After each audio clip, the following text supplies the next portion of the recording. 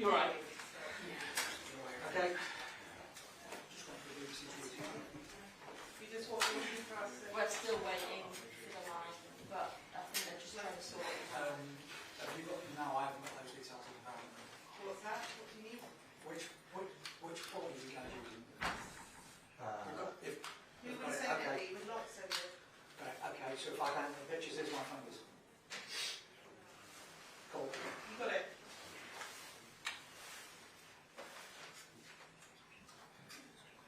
Okay, cool. Can you just hand in the mics? What? Just go now, don't mics.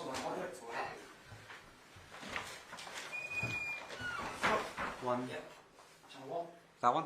Yep, and channel 2. No, the other one. That one. No, next one. Channel 2. Yeah, okay, cool. Can you twist the one in the middle towards the right? Cool. Cheers, love. Yeah, move it more. Keep going. Is that all right? Have you got it, Lee? Okay, fine.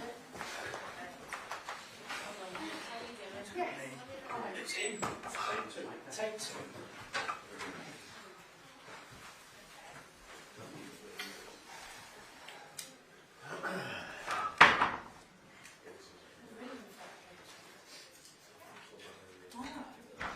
You didn't need to do it again.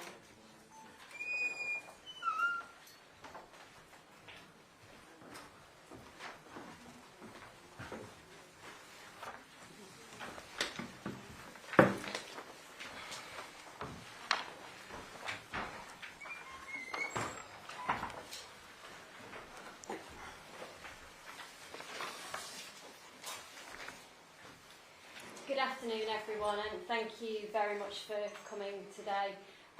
My name is Nicola Brooke. I'm a solicitor at Brodie Jackson Cantor, and I worked on the 2014-2016 fresh inquests on behalf of some of the families. I'm going to make a short statement before then handing over to the families. Today, the Independent Office for Police Conduct has reported that 12 officers from 2 different forces would have a case to answer for gross misconduct. A further 92 complaints about officers' actions have been upheld, or there is a case to answer for misconduct. In total, more than 100 findings of a case to answer for misconduct or gross misconduct, yet not a single officer will face a disciplinary panel. No one will be held to account. The findings of the report may vindicate the bereaved families and survivors who have fought for decades to expose the truth, but it delivers no justice. Instead, it exposes a system that has allowed officers to simply walk away, retiring without scrutiny, sanction or consequence for failing to meet the standards the public has every right to expect. Yes, the law has now changed so this loophole cannot be used in future, but for those affected by this case, that is no consolation. They are left with yet another bitter injustice, the truth finally acknowledged, but accountability denied. The report today comes 36 years after the disaster, 36 years since the Taylor inquiry correctly concluded that the cause of the disaster was the failure of police control. 13 years since the Hillsborough Independent Panel exposed the police cover-up by altering statements. 13 years since the IOPC started its work. 9 years since the fresh inquests concluded the victims had been unlawfully killed and the fans were exonerated. The evidence that has allowed the IOPC to draw its conclusions has been there all that time. No doubt the IOPC will point to the amount of material it has had to consider, but during this delay in finally reaching these conclusions, 2 of our clients died while waiting for the fresh inquests. They never got to see the unlawful killing verdict. Since that verdict, we have lost more clients. Dave Church, whose son Gary was unlawfully killed. Joan Tootle, whose son Peter was unlawfully killed. Teresa Glover, whose son Ian was unlawfully killed. Ed Rimmer, whose son Carl was unlawfully killed. And just a few months ago, Barry Devonside, whose son Christopher was unlawfully killed. There are sadly many others. They have all been denied the opportunity to hear these findings. They deserved better. We are pleased to see that the IOPC has endorsed our call for Hillsborough law, a law which, if it had been in place, would have saved all the Hillsborough families and survivors years of anguish, not to mention taxpayer money. We now call on the government to fully uphold its promise that Hillsborough law will extend to IOPC investigations without any caveats. Thank you. I will now pass over to Charlotte. After Charlotte, we will open up for questions. If you could please state the name of the person who your question is directed to, that would assist us. Thank you. We would like to start by acknowledging the innocent victims, our loved ones, who were unlawfully killed at Hillsborough in 1989 due to the gross negligent manslaughter of multiple senior South Yorkshire police officers, and acknowledge the bravery of Liverpool supporters who, despite their own injury and trauma, assisted to save lives, have stood on their truth, have assisted families in all investigations, inquiries, inquests and reports at every opportunity. They were wrongfully blamed by the people who should have protected them, who should have kept them safe and assisted them in their time of need. We commend your bravery and we will never be able to thank you enough. We would like to thank the IOPC for their detailed and comprehensive support. As predicted, it confirms what families and survivors knew all along. David Duckenfield is a liar. His first thought, whilst he stood over Liverpool fans, watching them fight for their lives, was to blame them and protect himself. Despite multiple opportunities over the course of 25 years, up until he gave evidence at the fresh inquests, he chose to remain silent and watch as we fought for justice, truth and accountability. We made it clear following the inquest, and we reiterate again today, that we do not accept his apology. We welcome the conclusion in relation to the 12 senior officers and 1 police constable that their actions or lack of them amounts to a case to answer for gross misconduct. While some conclusions are disappointing, we respect the process was investigated and accept the element of closure. Many remind us that Hillsborough was 36 years ago, but nobody is more acutely aware of that than those who lost loved ones and those who survived. For all these years, we have longed for full disclosure, and we thought that we'd got that when the Hillsborough Independent Panel released their report. So I'm sure you can imagine the utter disgust that despite fresh inquests and appeals by Operation Resolve, Assistant Chief Constable Jones did not hand over all of his personal policing documents, and only did so when he learnt of this investigation. We were also shocked to learn that the IOPC discovered over 130 more South Yorkshire statements that in fact had been amended, bringing that total to over 300. From missing documents and videotapes to highly respected, high-ranking, experienced officers who could not recall, we will never truly know the full extent of South Yorkshire Police Force's deception, but there is no hiding, there is no destroying, and there is no way to cover up that they failed their duties and then they sought to blame the victims. We also want to acknowledge that the statement was made by South Yorkshire Police Federation this morning, who, rather than acknowledge their failings that were exposed right from the Taylor report, they have chosen to double down and highlight that some of their officers are now very elderly, while our loved ones didn't get to live to have that privilege. We refute their contention that they have not had the right to reply. Our understanding is that anyone named in the report would have either been interviewed or had the opportunity to respond to any criticisms levelled. Shame on every single one of you.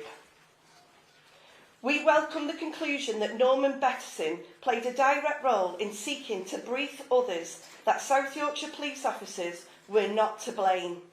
He has stated on many occasions over the years that his role was peripheral. but this report has concluded that he was in the thick of it.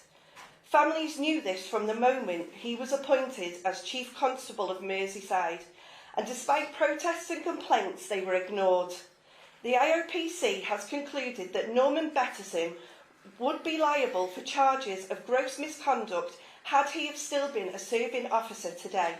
And on that basis, we have emailed the Forfeiture Committee and asked them to remove Norman Betterson's knighthood and his Queen's Policing Medal. We believe that his alleged dishonesty brings both of these honours into disrepute. We cannot regain the time that we have spent trying to prove the failings of those in power, but we did so for the love of our brothers, my father and Margaret's son. We would like to finish by welcoming the IOPC's acknowledgement that a public accountability bill is of huge importance. The IOPC has unequivocally endorsed the public accountability bill, which is going through Parliament as we speak. That is the law that we, the families, have called for, and it would prevent public servants undertaking the sort of cover-up exposed in this report and bring them to justice if they try. We also argue that this report gives further justification for the importance of the independent public advocate Cindy Butts and call for her resources to be expanded and strengthened to ensure that should members of the public ever find themselves in the position that we were, where an organisation seeks to protect itself, she can protect them effectively and thoroughly. God bless the 97. May they rest in peace. Thank you, Charlotte. We'll now open up for questions. If you could just state the name of the person you would like that question to go to. Yes, Lynn. Charlotte, thank you for your incredibly powerful statement. It's been thought from the Liverpool Echo. I was fortunate enough to travel with you guys to London to see that historic moment when the Hillsborough law was first made. How confident are you now that when that bill makes its way through Parliament, the bill that you guys have all worked so hard to get through, that this kind of cover-up, this kind of injustice will never happen to anyone else again? Very confident, providing that the amendments that we put forward to the Bill Committee are included. We are very confident. We have spent, nearly 10 years campaigning for the Public Accountability Bill, and we know that this will make a change, and that is something that's very important. We can't allow these things to keep on happening, and they are. Hi there, Steph Oliver from Sky News. I suppose a question to all of you really, Charlotte, Margaret, Steve and Sue, if I may. Just how upsetting, how frustrating is it to learn that 12 officers would have a case to answer for gross misconduct, and yet no action will be taken against any of them? Would you want to answer that? Well, it is frustrating. It really makes you very, very angry when you think of all of those 97 who died unlawfully killed, and yet not one person's being held to account. To me, that's a disgrace. And I think also what I must add as well, I think this is why it's so important to have a public advocate bill, a Hillsborough law, because of them reasons, what you've just said. We're not here on behalf of Hillsborough. We're all sitting here to change things for the good of the country, for the good of the nation. And I think the the report that's come out today, to me, it might be a waste of, if I may say so, people might be saying they have their own opinions and they're entitled to it, absolutely. But I disagree with it. I don't think in many ways it's a waste of money. It's not our fault it took this long. If they told the truth in the very first place, none of us would be sitting here now.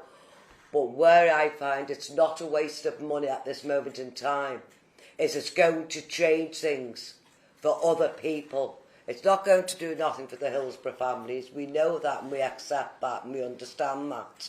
But what we've been campaigning for, the four of us especially, is to change things, for the good of the nation. And to me, that's what this is all about. And if that report does anything today, hopefully for the future generations of our children, our children's children, that will always be there and nothing can ever alter it. And Steve and Sue, if I could ask you the same question, Yeah. you know, how do you feel about the fact that there's going to be no action against any of these police officers? Yeah. Well, I think Hillsborough, or the Hillsborough campaign and story is been beaten, if you like, by the passage of time. You know, we had nearly no laws to help us at the time of the disaster and beyond. And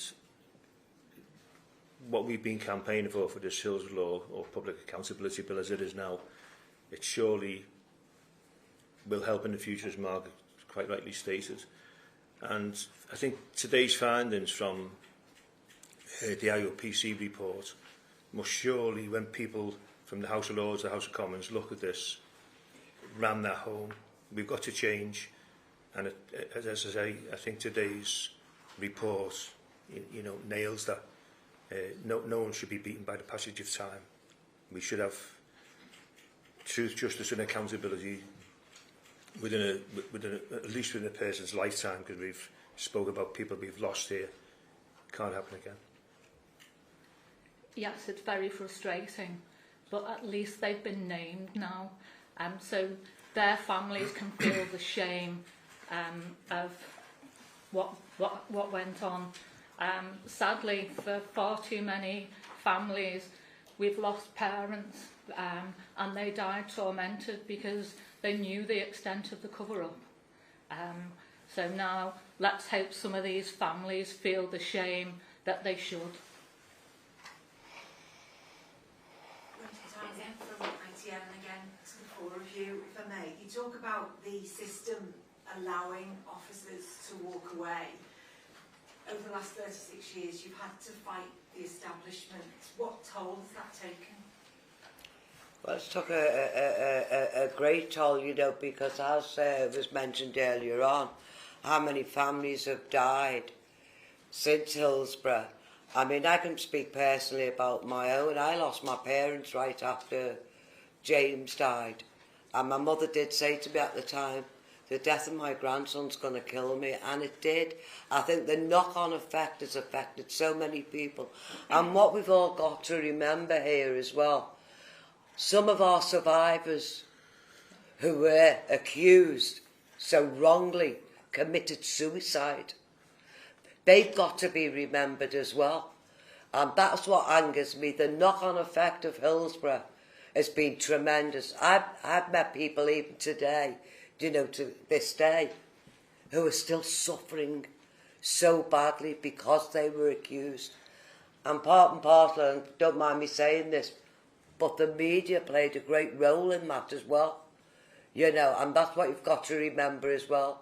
There's things that's got to be changed, not just within the system of the law, of the police and everybody, but the media have to be very careful as well when they're handling people who are going through such a traumatic time in their lives, how they handle it. And they should listen to the people who were there, not the people who weren't there. I think the answer to that question is the toll it takes on you comes in waves, you know, because Hillsborough it's in the news 1 minute and it's not, it's good, and it's not, and you're constantly going through that. And to go through that for 36 years, and we're still going through it, and we will go through for a while yet, it just leaves you empty at times, and you've got to get that feeling where you, like today, coming in front of all the press here, it's stressful, it's worrying, but you've got to drag it up from your boots, and we do, and we will. And again, it's that message we keep trying to send out. This cannot happen again, and we need sanctions in place to ensure that happens. But it's been a long, difficult road. We were all quite young at the time of Hillsborough. We're all quite old now. Well, not all of us, Charlotte, I'm sorry. But you know, we can't have it all this time again. It's got to stop. Keep pressing that message, but it's true. Yeah, it's stressful, it's emotional. Receiving reports like that takes you back to day one. That's not easy. Well, How difficult is it to accept that you will never get accountability? I think we've accepted that. We've had no choice. You can't let it eat you up, so you have to accept it. But what we want to make sure is no one else goes through something similar in the future. It would have been nice to have seen somebody be held to account, and I'm not talking about maybe somebody going into prison, but I am talking about a guy who walks away, who's told so many lies, and can walk away and was found guilty to the criminal standard, if you like, at the second inquest, and can walk away scot-free with a full pension. To me, that is a disgrace on a system. It's a disgrace on this nation as well. At least he should have lost his pension and put back into a system to help other people. Who are fighting any injustice. Like it was not so long ago that we, Charlotte and I think Sue, I'm not sure whether Steve was there or not, I can't quite remember because I'm getting old now. But we went to a thing in London for people who were fighting an injustice, and there were so many of them, so many of them, and I thought to listen to their stories was heart-wrenching, and I thought they are going through exactly more or less what we've gone through. You never want to see people ever that happen to again. I mean, I don't enjoy now, I'm getting too old to be running round and going to different places and doing talks to different people to try and educate them of why we are still here. We shouldn't have to do this. If somebody years ago or centuries, generations ago, had have fought like we've all fought, we wouldn't be sitting here now, and our loved ones would still be alive. So what people who are chanting at games and derogatory things, it's got to stop, because one day they'll never know what might happen, and they might need what we have fought for. Who knows? Can I just ask, sorry, before we can't do this, you talked about your hope about victims of future disasters because of Hillsborough law and police not being able to retire to avoid misconduct proceedings. But I just wonder, for you, was this your last chance at getting justice for the 97? We'll never get justice. No. Nobody's ever going to go to prison for killing them, so we'll never get justice, and we knew that. We knew that this report would, it had to follow the Hillsborough Independent Panel's findings and then the fresh inquests. But this just, it confirms everything that survivors and family members have always said. And it validates, doesn't it, that they knew all along what the actions of South Yorkshire police officers were. So, whether they like to accept it or not, this isn't old, it's not new news. This is just, it's sort of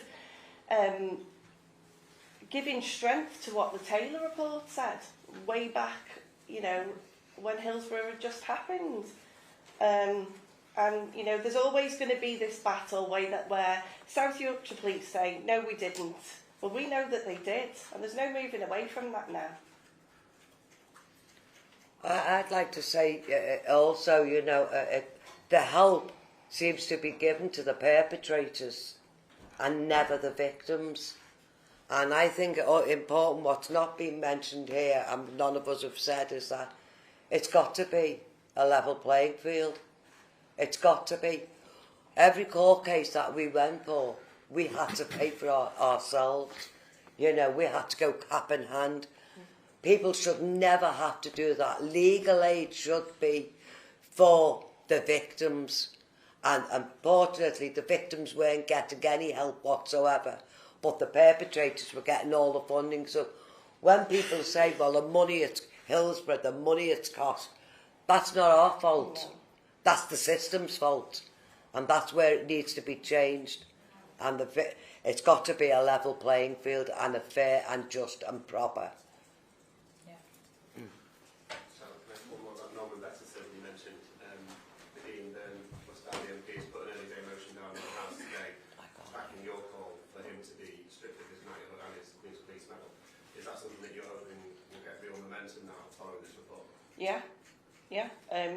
It's there in black and white. You know, the allegations against him is that he was dishonest and he played down his role. And he's always maintained that. He's given very confident interviews in the past, and we've had to sit there and listen to it. I think that he should lose his knighthood and his Queen's Policing Medal. He brings them both into disrepute, and it taints it for every single person that is deserving of it. Don't you need integrity to be knighted? Doesn't look like Norman Betterson's got any anymore. Yeah, just liars should not receive knighthoods. It's as simple as that. We look at there's something going on as we speak here. The likes of Kev Sinfield running for the Bob Burrows campaign, and people like that. Yeah, you respect that. But now that we realise, and it's been mentioned in the report today, Betterson's a liar, and he should have his knighthood taken away. As Charlotte said, allegedly. It brings it into allegedly, it brings it into disrepute. So yeah, let's take it away. Still over in green here. I am Channel 4 News. I mean, the report published today is really, really clear on the blame shift and on the protection of reputation and how wrong that was. They use very careful language, though, when talking about that. Would you have wished that they'd have gone further, that they'd have been firmer, instead of saying that there's no evidence of an orchestrated cover-up? Well, they can't though, can they? They've got their own professional standards that they need to be within, so we've got to be realistic to that as well. But ultimately, you know, there's no denying it's there black and white what South Yorkshire Police Force did, what West Midlands Police Force did, what individual officers did. It doesn't matter what wording is used, their actions are there for everybody to see. They unlawfully killed 97 people and then blamed their mates for killing them. Doesn't get any worse than that. No amount of words is going to make that better, or make that more, you know, or make us feel better. I don't believe we'll ever get the full truth of Hillsborough. But what we know now is bad enough, it's damning enough, and people have been named and shamed now, at last. Over here, thank you. Hi, Tom Dillon from BBC Radio Merseyside. 36 years of anger, frustration, anguish for you four and many others. And now that this, they say, final report has come out and it almost sort of draws a line under the sand, are you able to transfer that energy that you've had now fully into the Hillsborough Law campaign and that fight? Yeah, I think so. Well, yeah. We've got to. Absolutely. Yeah. We've got to make a positive out of the negative. I think Tom got you know as for the Hillsborough Law, you know this has been 9 years for us and just on its own, and if it takes another 9 years, we will carry on. We can't just leave this here now. You know we've come too far to make you know in this fight.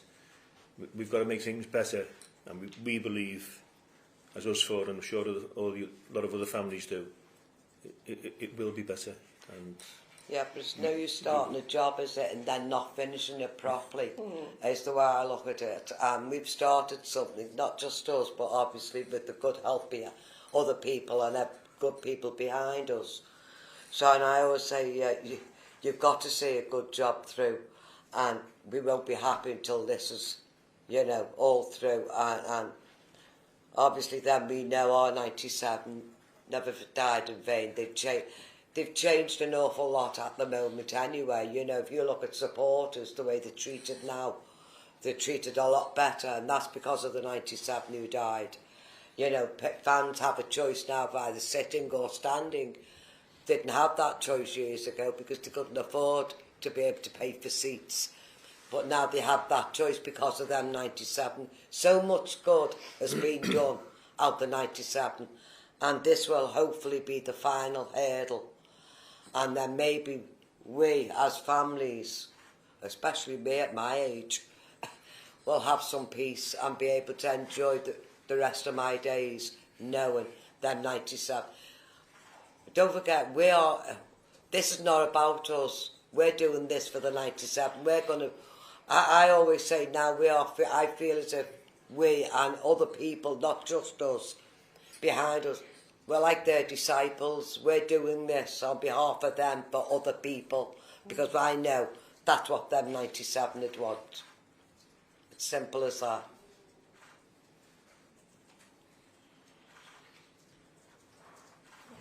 Hi, Rowan Bridge from BBC News.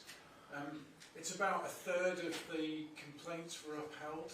I just wondered about your thoughts about the ones that weren't and the reasons that were given for that and how you feel about that. Well, I'm glad that you've asked that question actually, because I would quite like to just answer that. So I made 2 complaints myself about the conduct of 2 police officers who tended to my dad in the gym. They weren't honest about his condition, and they weren't honest about their actions thereafter, and they kept it to themselves until the inquests, you know, when statements and things were being collected for the inquests. And they refused to engage. They refused to engage, they refused to give any further information, and even when I quite literally begged and said, I just, for my own mental health, for my own mental well-being, I just need, even if you don't put it on record, I just need them to answer some questions so that I can understand what happened to my dad. And I was told no, because their mental health was too poor and they weren't stable enough.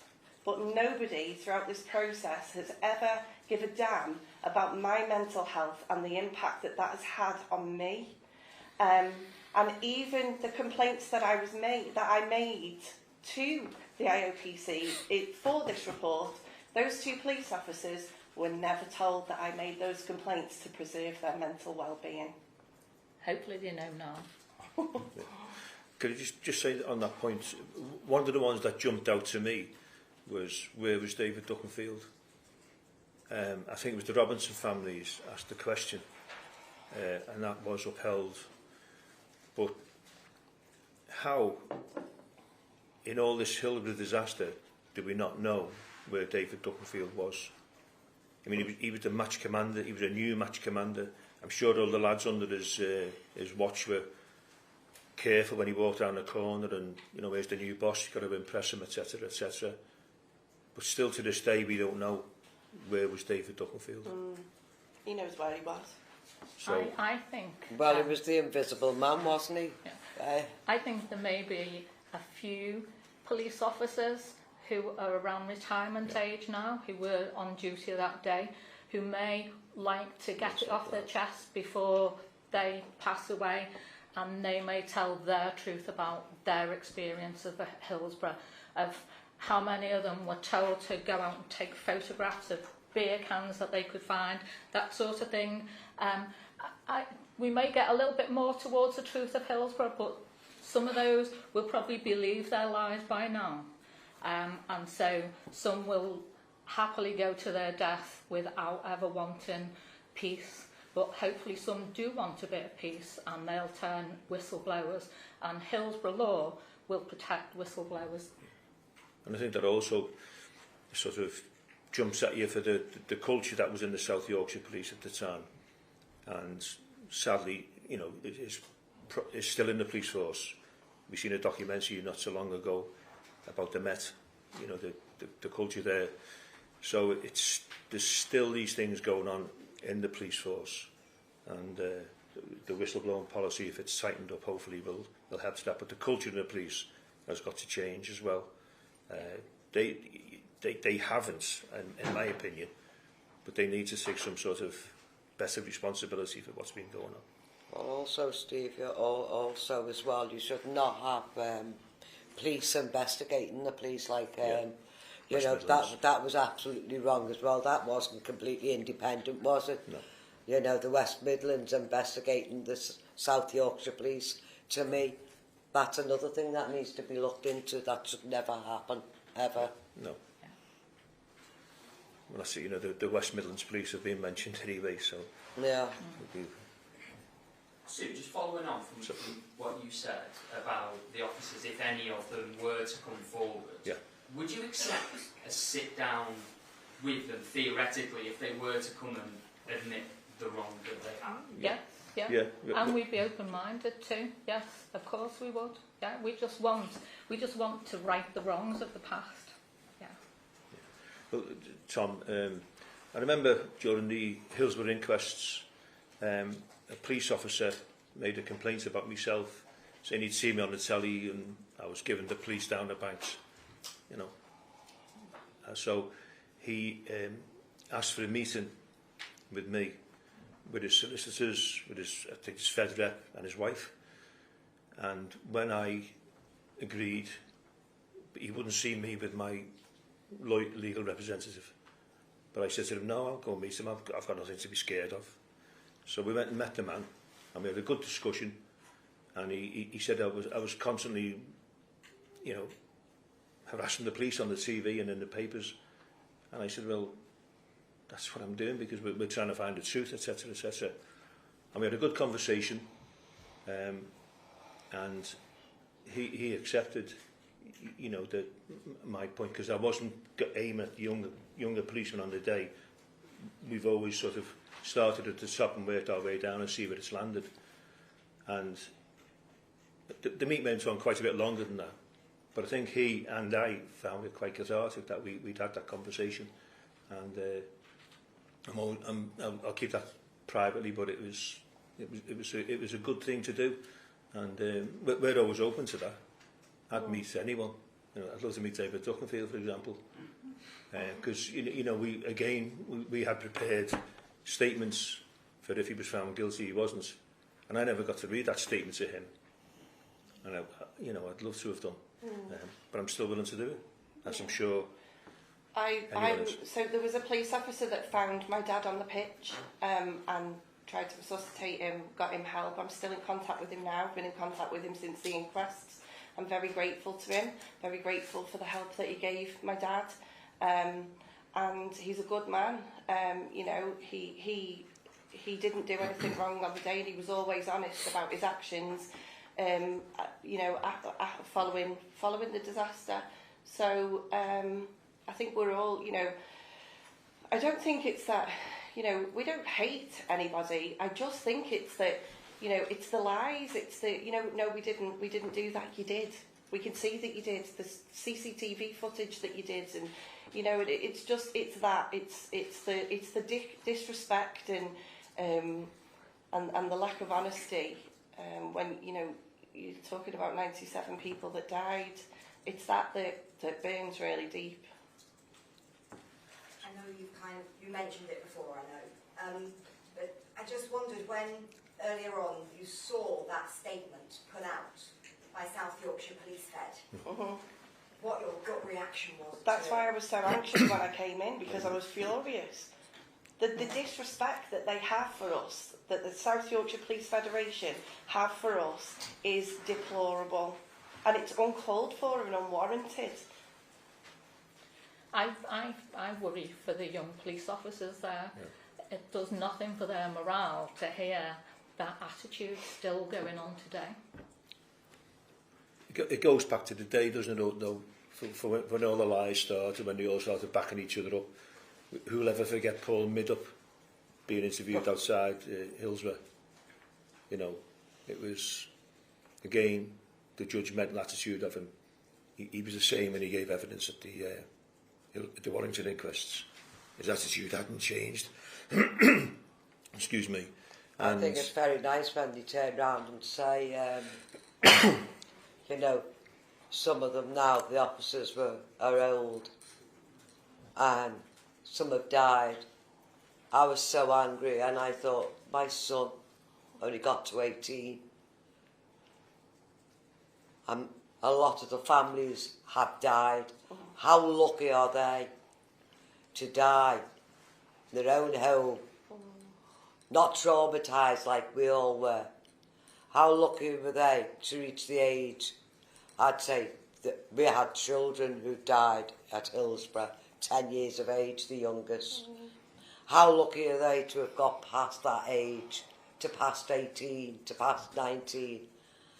I'm so angry with their response, absolute angry with it. It doesn't show any respect at all towards the families. And I want no apologies from any of them. We don't need it. And I won't say really what I think because you wouldn't like it. But this is National Grief Week, and you know this man to say what he did in that statement this morning. You know, he wants to come to this side of the table and see what it's like. You know, when you lose somebody, and I've lost a few people since Hillsborough, and you deal with these things because they're an act of God. You know, they were ill, they were taken after an illness or whatever it be. But for us, after 36 years, still trying to come to terms with why our loved ones died, and that there's nobody that we can go up to and say, well, why? You know, whose fault was it? We can't say that.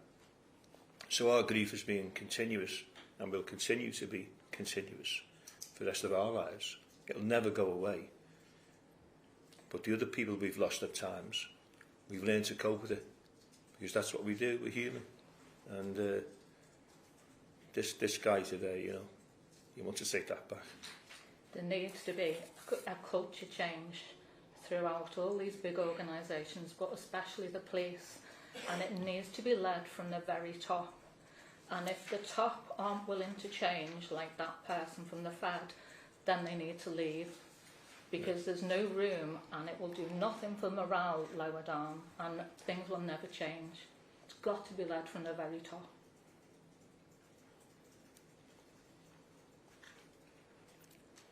Anyone else? Okay, well, thank you very much everyone for coming today. I think some of you want to do some one-to-one interviews, so we'll just we'll make some arrangements for that to happen now. But thank you everyone. Okay.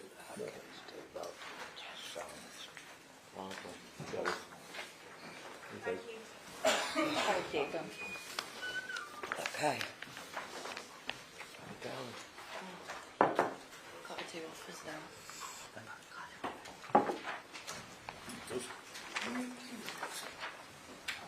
Thank you all. Thank you. Thank you.